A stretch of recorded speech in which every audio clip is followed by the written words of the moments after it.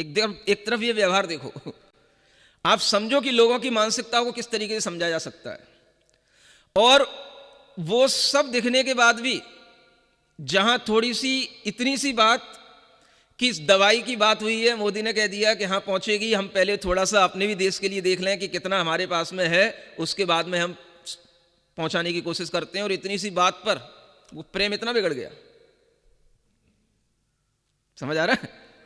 इससे समझ में आता है कि इन लोगों के पास में प्रेम नाम की कोई चीज नहीं होती है, दया नाम की कोई चीज नहीं होती है, मित्रता का व्यवहार करने के लिए इनके पास में कुछ नहीं होता है। ये सिर्फ जो पावरफुल लोग होते हैं वो पावरफुल लोगों से ही डरते हैं।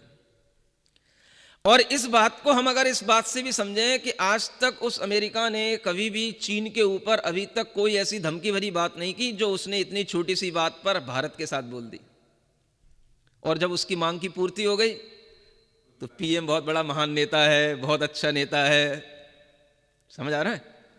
हम व्यक्ति की मानसिकता से ही व्यक्ति के व्यक्तित्व को समझते हैं, व्यक्ति के व्यवहार से ही व्यक्ति के व्यक्तित्व को समझने की कोशिश करते हैं।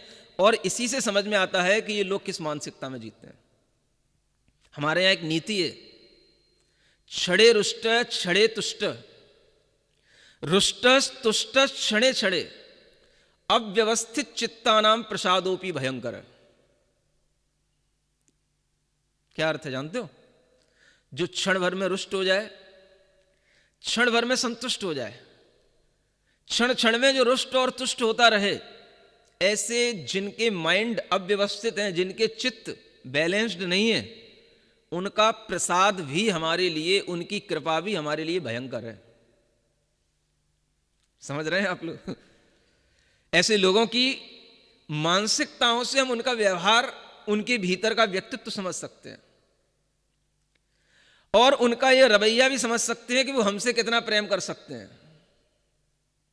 आज आप देखें कि अगर अमेरिका ने भारत के लिए कोई हेल्प की है या कुछ उसने भारत के लिए कोई राशि पहुंचाई है तो भारत ने उसको स्वीकार कर लिया। अगर हम इस भारतीय नीति की तरह देखें तो अव्यवस्थित चित्तानाम प्रसादोपि भयंकर है। ऐसे लोगों की प्रसाद की, कृपा की हमें कोई जरूरत नहीं होनी चाहिए, क्योंकि इनकी कृपा भी हमारे लिए भारी है।